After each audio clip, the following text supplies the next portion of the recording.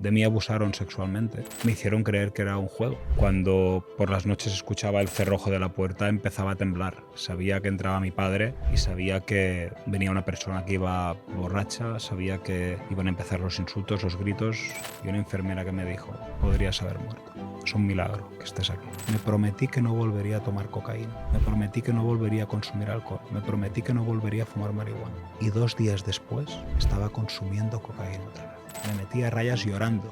Y la droga me anestesió, me ayudó, me apoyó durante todos esos años que la estuve consumiendo para poder soportar ese dolor que yo llevaba acumulado de tantos años. Si yo no llego a encontrar la droga, quizás me suicido. Quizás no soporto el dolor que estaba viviendo.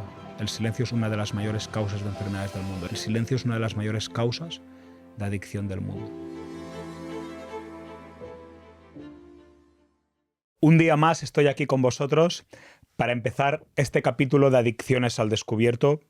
Va a ser un capítulo duro, va a ser un capítulo conmovedor, pero también un capítulo que va a dar a entender por qué se desarrollan las adicciones y qué es el combustible para que esa enfermedad avance a tal velocidad cuando uno desarrolla adicción. Por cierto, es el último capítulo de la temporada, es el último capítulo de 2025 y en 2026 vamos a empezar con un capítulo, diría yo, explosivo y con un invitado muy, muy, muy especial. Comencemos.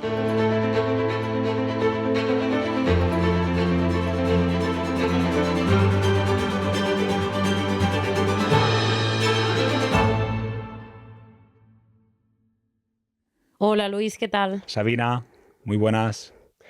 Bueno, como bien dices, último capítulo de la temporada, ya estamos alrededor de las Navidades y vamos a hablar de un tema que, como has comentado, es delicado, seguramente te va a resultar duro hablar de ello, pero también nos va a explicar por qué el contexto es tan importante en la infancia y la adolescencia a la hora de desarrollar adicción, ¿no?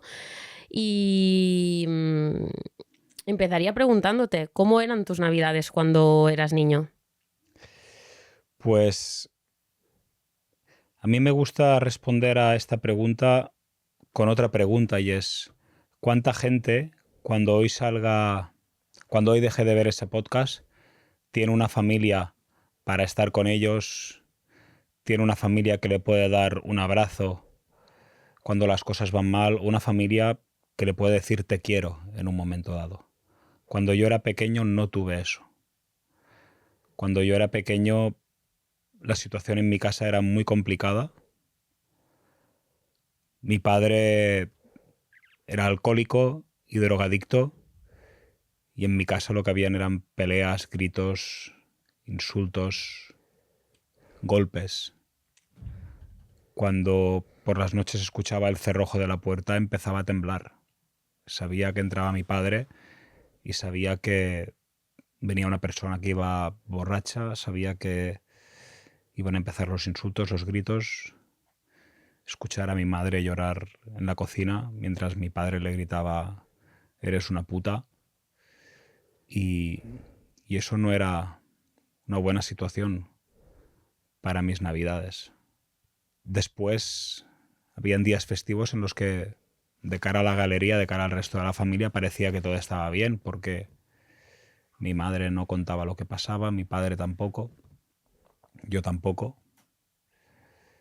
Yo no tenía herramientas para afrontar eso, no sabía qué hacer con eso que estaba viviendo y me afectó. Claro, y siendo tan pequeño, tanto tú como tu hermana, ¿cómo lo afrontabais? No tenía herramientas para afrontarlo. Nadie me había enseñado qué hacer cuando hay violencia en casa y cuando hay miedo y cuando hay dolor. Mi hermana y yo por las noches nos íbamos corriendo a la habitación del piso de arriba, nos abrazábamos en una cama y había veces que el miedo que tenía era tan grande que me orinaba en la cama y por miedo a que me viera mi padre no salía de la cama a cambiarme de ropa y me dormía meado por el miedo que tenía. no sabíamos cómo gestionarlo. No podíamos. Nadie nos había preparado para esto. En la escuela nadie se enteró de lo que yo estaba viviendo en casa. Cuando yo llegaba al colegio por la mañana me sentaba en un pupitre intentando ser como cualquier otro niño, pero yo no era como cualquier otro niño. Claro, justo te iba a preguntar por eso, ¿no? Porque ¿cómo era luego tu día a día en el colegio? ¿Se notaba algo? ¿Tenías buenos amigos? ¿Los profesores cómo te trataban? Cuando yo intentaba sentarme en ese pupitre, junto con mis compañeros, a la mañana siguiente de haber escuchado los gritos, de haber estado en medio de peleas de mis padres, yo no podía dormir por la noche, no podía descansar. Cuando llegaba a clase, me dormía en clase, no podía atender, me quedaba dormido. Estaba nervioso, era impulsivo, interrumpía. Y los profesores no sabían lo que me pasaba. Yo no hablé. Yo me callaba, nadie sabía lo que me pasaba. Los profesores, yo creo que pensaban que yo era así porque yo quería. No podían comprender o no llegaron nunca a comprender que quizás detrás de ese comportamiento de ese niño estaba pasando algo. Y me trataban como el ejemplo de lo que no hay que ser. Me trataban como a una oveja negra. Me ridiculizaban delante de mis compañeros de clase. Me decían que no iba a llegar a nada, que ni siquiera serviría para ser barrendero. Yo nunca entendía eso. Si ser barrendero es necesario que hayan barrenderos para tener las ciudades limpias. No entendía lo que me decían. No entendían por qué me trataban así. Solo sé que en casa tenía ruido, peleas, discusiones, violencia, miedo. Y en el colegio me recriminaban una manera de ser y me señalaban por comportarme de una manera. ¿Y tus compañeros? Mis compañeros de clase, llegó un momento en el que se sumaron al mensaje de esos profesores y empecé a recibir bullying, empecé a ser rechazado. Cuando los compañeros eligían a otros compañeros para el partido de fútbol de la hora del patio, a mí siempre me elegían el último. Yo tenía mucha ansiedad. Empecé a comer por las noches. Cuando se terminaba toda la tormenta, cuando ya no quedaba ruido en mi casa, bajaba en silencio, abría la nevera y me ponía a comer. Engordé durante unos años. Empecé a recibir críticas, empecé a recibir insultos. Recibí burla. Se burlaban de mí porque mi madre era pescadera. Tampoco lo entendía. O sea, no comprendía por qué había gente que se reía de mí porque mi madre era pescadera. Y yo pensaba, pues ser pescadera es un trabajo como cualquier otro. Y había cosas que no comprendía. Y yo llegué a pensar que era una mala persona. Yo llegué a pensar que no era un buen hijo. Mi padre, un tiempo después, nos abandonó, se marchó de casa, se fue a vivir con otra familia, una familia que vendía droga, una familia que vivía de vender droga y en una situación bastante complicada. Mi padre estaba enganchado a la droga, entiendo que por eso se fue a vivir con esa familia. En el colegio me reñían mucho, me castigaban mucho, señalaban mucho mi manera de ser y yo pensaba que era una mala persona. Pensaba que mi padre se había ido de casa porque yo no era suficiente como hijo. Pensaba que en la escuela me reñían porque yo me comportaba mal. Pensaba que mis compañeros de escuela se reían de mí, me hacían bullying porque yo realmente me comportaba mal y era una mala persona y merecía eso. Y no comprendía lo que me pasaba. Y yo no se lo contaba a nadie. Yo me lo callaba. En mi casa la situación era muy jodida. Yo por las noches veía a mi madre llorar en la cocina, la escuchaba llorar una y otra vez. Y para mí salir de la escuela, llegar a casa y contarle a mi hermana pequeña o a mi madre lo que me pasaba, era muy duro, porque yo sentía que tenía que protegerlas y sentía que si yo les contaba lo que me pasaba en el colegio, aún iban a sufrir más. Entonces yo, para proteger a mi madre, me callaba lo que me pasaba en la escuela. Y en la escuela no comprendían lo que me pasaba porque yo tampoco sabía qué hacer con eso y los profesores nunca llegaron a enterarse de lo que estaba viviendo en casa. Pero aprendí una lección y esta lección la aprendí después. Y es que hay gente que juzga a las personas por lo que hacen sin preguntarse a veces por qué lo hacen o qué puede haber detrás de ese comportamiento. Claro, justo en esa línea te quería preguntar, ¿no? Porque, sobre todo en casos de niños o niñas, ¿no? ¿Por qué este niño es así? ¿Qué contexto tiene en su casa, ¿no? ¿Qué te hubiese gustado? ¿Cómo te hubiese gustado que hubiesen actuado los profesores? Pues no lo sé, pero sí tengo un mensaje para los que estén sufriendo esa situación y sí que creo que desde mi experiencia puedo enseñarle a los que estén sufriendo esta situación, adolescentes o incluso adictos que lleven muchos años habiendo reprimido lo que les pasa, qué no hay que hacer y cómo se enferma una persona. Y el silencio es una de las mayores causas de enfermedad, tanto a nivel física como a nivel mental. El cuerpo y la mente expresan aquello a lo que uno no puede ponerle palabras. Esto lo entendí y lo comprendí después, cuando me puse en tratamiento para recuperarme de mi adicción. Y aquellos profesionales me decían que para curarme tenía que hablar, que tenía que expresar todo lo que tenía dentro, todo lo que me había callado, toda la rabia que tenía, todo el dolor que tenía, toda esa sensación de rechazo, ese resentimiento. Y quizás lo que hubiera tenido que hacer yo o lo que hubiera podido hacer es hablar, es contarle a alguien lo que me pasaba, a un amigo, a un profesor.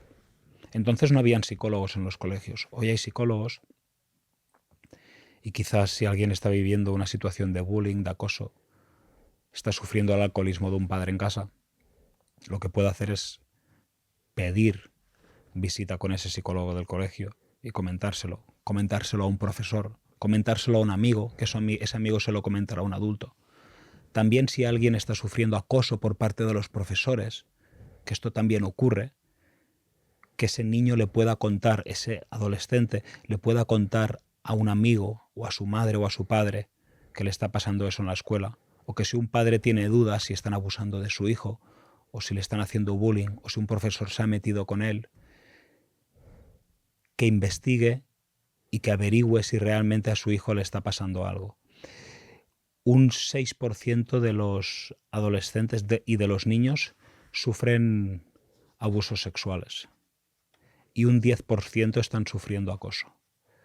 Muchas veces quien abusa sexualmente de un niño es alguien muy cercano, es un profesor, es un primo, es un amigo, es alguien de la familia que le hace creer que lo que están haciendo es un juego o que es una manera de darse amor.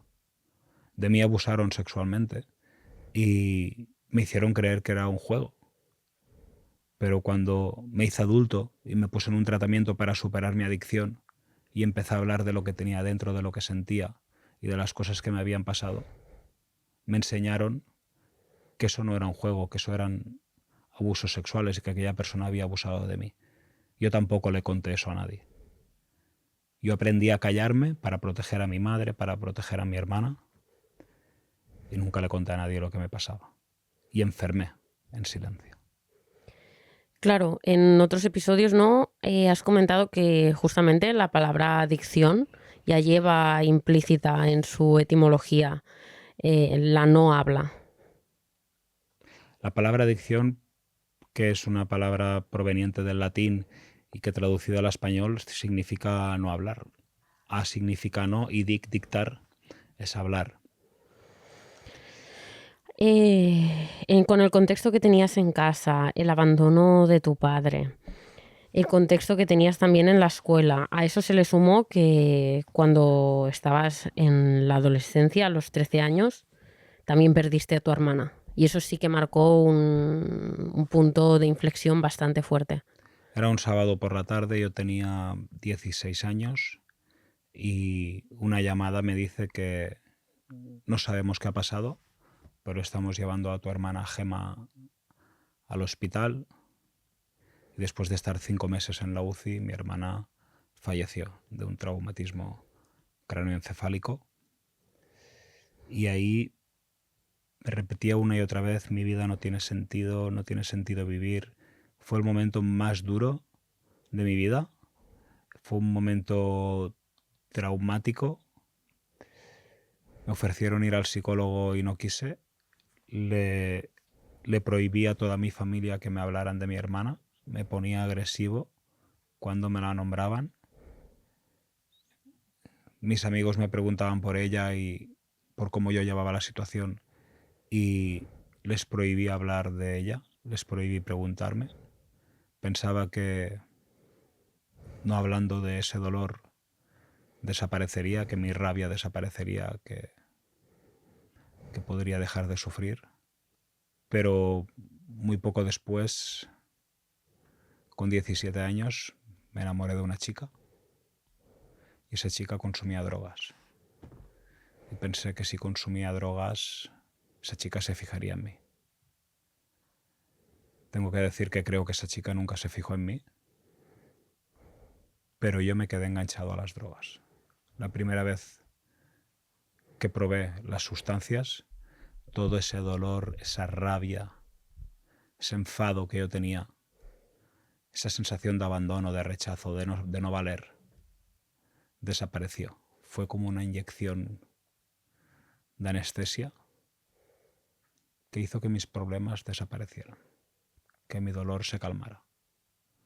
Muchos se preguntarán si que alguien haya sufrido abusos o haya sufrido acoso es una razón para que se desarrolle adicción. No es una razón directa para que se desarrolle adicción, pero para los que tienen una predisposición genética, que son un 20% de la población que nace, para ellos es un combustible que hace que la adicción avance a una velocidad desmesurada y hasta un punto de autodestrucción inigualable al de cualquier otra enfermedad. Claro, todo ese dolor que habías acumulado y que habías callado porque durante muchísimos años no dijiste nada, fue un detonante, ¿no? De una manera de ser que al final condicionó también, pues, como tú explicabas, ese primer consumo para agradar, para formar parte del grupo. Eso pasa mucho, ¿no? En la adolescencia de probar las drogas para no ser el pringado, para no ser el rarito, para formar parte de algo. Y uno no sabe que está consumiendo por eso. Cuando uno empieza a consumir, no sabe que empieza a consumir para formar parte del grupo, para sentirse bien. Pero es que las drogas no te las da alguien que no conoces. Las drogas no te las da alguien que pasa por la calle y te dice, toma, drógate. La droga te la da un primo, te la da tu mejor amigo, te la da alguien de la escuela, alguien muy cercano a ti en quien tú confías. Y entonces es de muy fácil acceso, porque esa persona en la que tú estás confiando también la está consumiendo. Y te dice que no pasa nada, que por fumarte un porrito no pasa nada. Y si no te lo fumas y dices que no quieres, te dicen, ¿y por qué no quieres? Si eres el único que no está fumando, si todos fumamos. Entonces, incluso yo he escuchado una frase que ha hecho mucho daño, que es la típica frase de no hay huevos. Yo no he escuchado nunca una frase tan estúpida como esa. No hay huevos de hacerlo, y va al otro y lo hace. Bueno, pues esto pasa. Esto está a la orden del día. ¿Y qué hubieses necesitado para poder expresar todo lo que te pasaba? Seguridad, apoyo, amor, sentirme seguro en el entorno en el que yo estaba. Yo no tenía seguridad en mi casa. No tenía confianza en mi familia. Yo no sabía si hoy habrían gritos, si hoy habrían peleas, si mi padre hoy vendría borracho. Nunca sabía lo que iba a suceder. No tenía seguridad. Y he visto en gente, en otros compañeros míos que he ido conociendo a lo largo de la vida, que hay gente que tiene una seguridad de estar en su casa, tiene una confianza, son una unidad con su familia. En mi caso no era así. Yo siempre me he sentido aparte, siempre me he sentido aislado de mi familia, nunca sentí que formara parte de ella. Algunas razones las habían y quizás eso influyó. Y también supongo mi manera de ser. Una manera de ser que aprendió de tener que guardar un silencio o que se formó a causa de tener que guardar un silencio del dolor que estaba viviendo en casa, del dolor que estaba viviendo en la escuela. Ahí, para mí, el silencio se convierte en un refugio que protege a mi madre, que protege a mi hermana, que me protege a mí, y ahí se crea una personalidad aislada, una personalidad que no comparte lo que le pasa, que no expresa sus sentimientos ni sus emociones. No tengo esa seguridad familiar porque veo que mi familia es inestable, que en mi casa no hay la tranquilidad con la que mis compañeros de escuela en ese momento cuentan. Y después de ese primer consumo con el grupo de amigos para agradar a una chica, ¿qué pasa? ¿Qué pasa cuando Luis se convierte en un adulto? Cuando yo tengo 19 años, mi vida es una auténtica película de Netflix. Yo con 19 años, la verdad es que siempre me he considerado una persona inteligente. Yo tuve que espabilarme mucho, tuve que buscarme mucho la vida y con 19 años encontré una manera legal de ganar mucho dinero. Monté una empresa con 19 años, fue un éxito a nivel empresarial. He sido siempre una persona con inquietudes, una persona trabajadora, he sido siempre una persona emprendedora. Y con 19 años ya marcaba y apuntaba maneras. Empecé a ganar mucho dinero.